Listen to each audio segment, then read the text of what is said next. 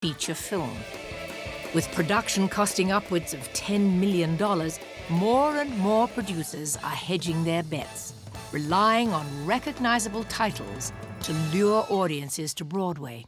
I would not know where to come by $10 million to put on a big musical today. 7.5 cents doesn't buy a hell of a lot. 7.5 cents doesn't mean a thing. By 1954, when I did my first show as a producer, we needed $250,000. We only spent $169,000. But you could see the costs escalating. And you could see by the time I did Follies, that was 1971, and that was the most expensive musical ever done.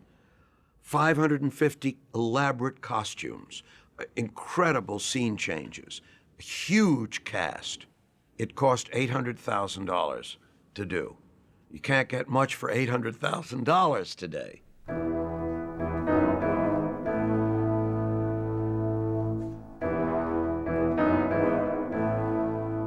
The biggest show of 2003 was Wicked, a $14 million gamble that reflects how art and commerce intersect on Broadway. Developed by Hollywood producer Mark Platt, Wicked is the second Broadway production backed by Universal Studios. A film can generate an awful lot of money very quickly, almost immediately, over a 3-day weekend. The scariest thing about the theater is it could open and nobody saw what you saw, and in a very short time, it's just gone. The wickedest witch there ever was, the enemy of all of us, human us, is dead. Wicked is a traditional book musical adapted from an original novel. Its commercial appeal lies in America's fascination with the Wizard of Oz. But producing a magical fantasy on Broadway means confronting a harsh economic reality. The theater is a handmade enterprise. There are no economies of scale or economies of technology. Costumes, sets are handmade, created for the particular show. It's a highly labor-intensive process. Wicked strikes me as huge. I've never been in anything, this kind of spectacular nature. I mean, the first notes of the show with the orchestra go like.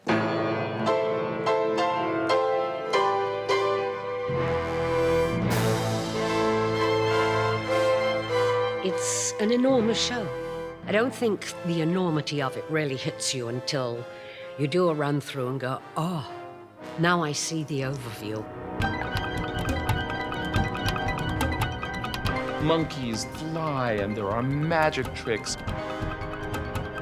There were so many visual demands that it was going to be hard to tell much more from a workshop. Therefore, for better or worse, we had to do a production. San Francisco is really an old-fashioned pre-Broadway tryout. Used to be you would go to a few different cities and then come in. You work on it out of town, away from sort of New York vultures. You're really coming together to go into New York and face what is an enormous amount of pressure.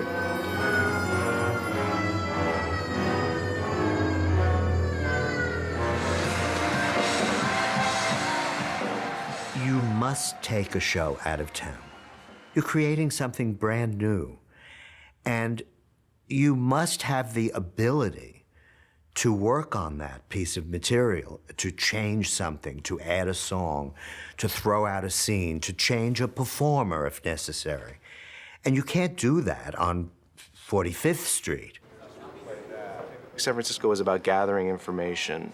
You really have to find a way to process the information, listen to the audience, listen to ourselves and our instincts, and say, okay, now where do we want to go with this? So I didn't explain that very well.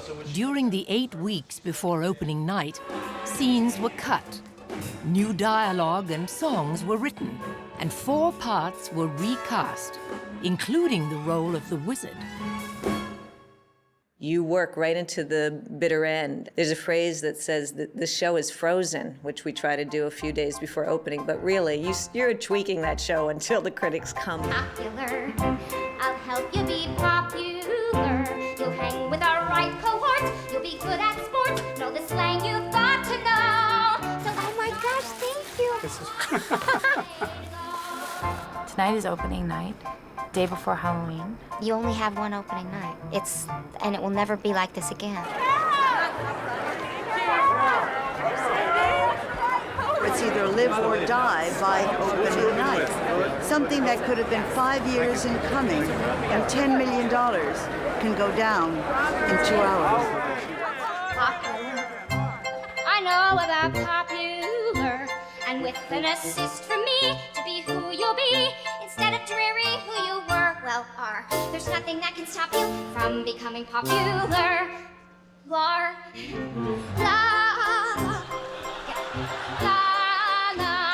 Tonight we'll know what some of our critics feel, but hopefully it is the perception that the people have that above all else will survive and whatever the critics think. Up here! Elfie! Up here! It's me!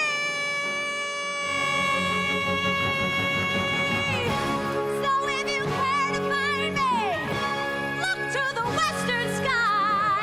As someone told me lately, everyone deserves a chance to fly. A lot of the reviews will be out, and I'm not going to say it doesn't matter, but we're doing our show. We're telling this story. We're asking people to go on this I think it's journey. bigger than us now. I'm flying high, defying gravity, and soon I'll match them in ring down. And nobody in all of us, no wizard that there is or was, is ever gonna bring me down. I hope you're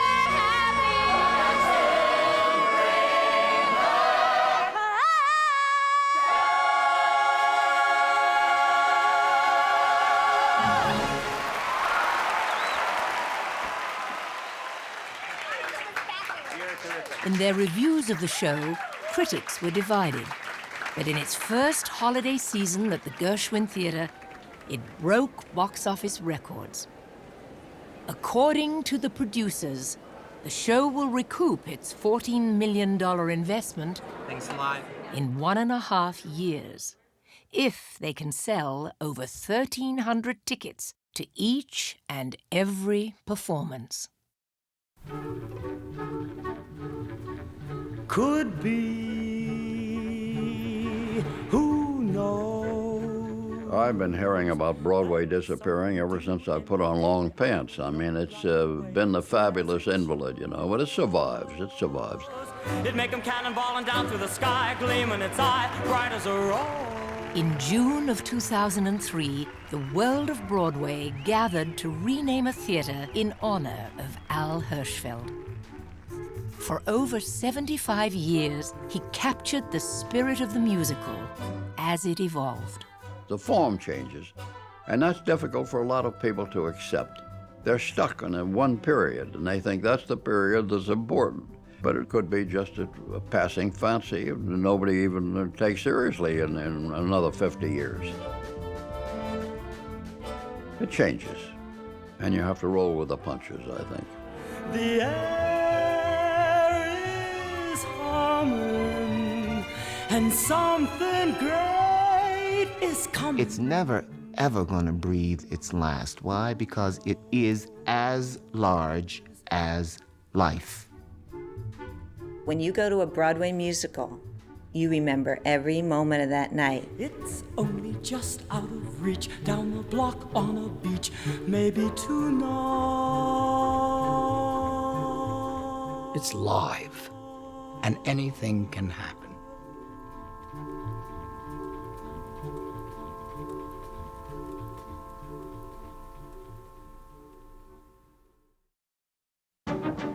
There's Malachevsky, Rubinstein, Arensky, and Tchaikovsky, Sapelnikov, Dmitriev, Cherepkin, Krishnanovsky, Godovsky, Artur Buchuk, Monayuska, Wakimenko, Soloviev, Prokofiev, Tyepkin, Gorishchenko, there's Glinkler, Winkler, Bortniansky, Rebekov, Filinsky, Metr, Balakirov, Zolotorov, and Koshinsky, and Sokolov, and Kopolov, Dukelsky, and Klanovsky, and Shostakovich, Boda, Dinglier, and Novakovsky, there's Lyudov, and Karganov, Barkevich, Panchenko, and Dargomisky, Cherbachev, Skriabin, Vasilenko, Saravinsky, Rimsky, Korsakov, Musorgsky, and Grachaninoff, and Glazunov, and Cesar Kuikalini, Karlov, Manov, Stravinsky, and Grachaninoff, Rumshinsky, and Rachmaninoff. I really have to stop. The subject has been well to path.